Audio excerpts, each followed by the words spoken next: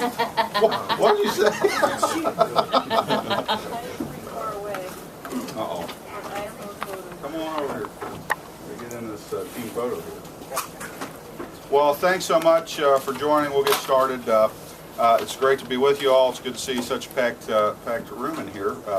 It's great to be in the nested room. I am so extremely proud of this caucus, and really, quite frankly, the legislature over the course of the last two General Assemblies that I've had opportunity to participate.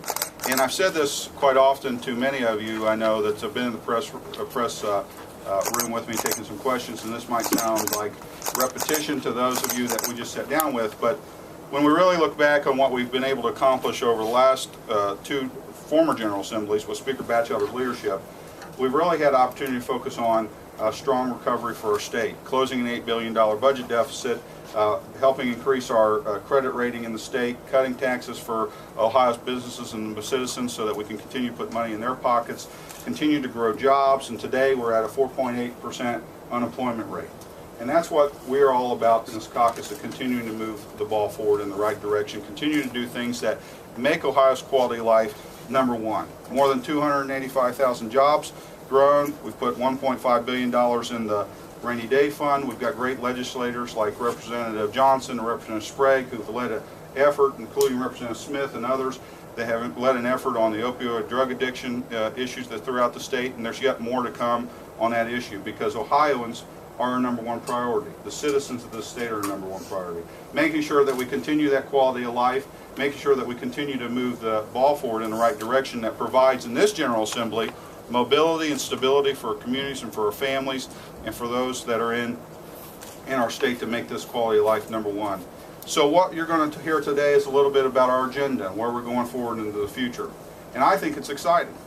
And it's focused on the number one priority, and that's the citizens of our state, to ensure that that quality of life remains strong and to ensure that every citizen has the opportunity to reach out and gain that hard work and not to be have the opportunity to go out and seek good work and not be underemployed and find that mobility to continue to move themselves in the right direction.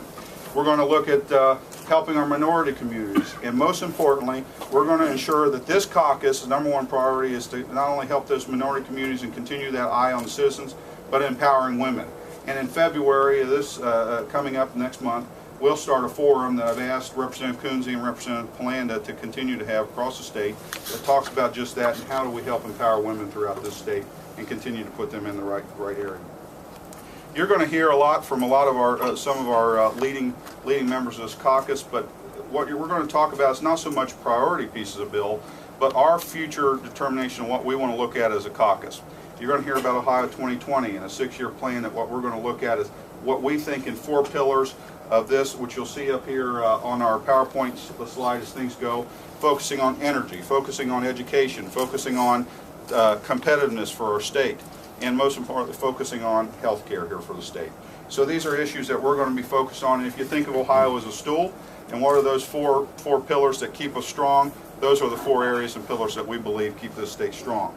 We're going to continue to work strong with our neighbors and our partners in the legislature, both in the Senate and Ohio, or in the governor's office. But let me be clear, this is an institution that will lead on its own and have an agenda to push forward for the right things to put Ohio on the right path. And so with that, I want to continue to get this press conference on the road so you can hear from other members. But here's the reason we're talking about Ohio 2020 and about these 4 pillars, because this is what we're going to do. Every member's bills are priorities to us. It's not just a few like 1 through 5 or 1 through 10.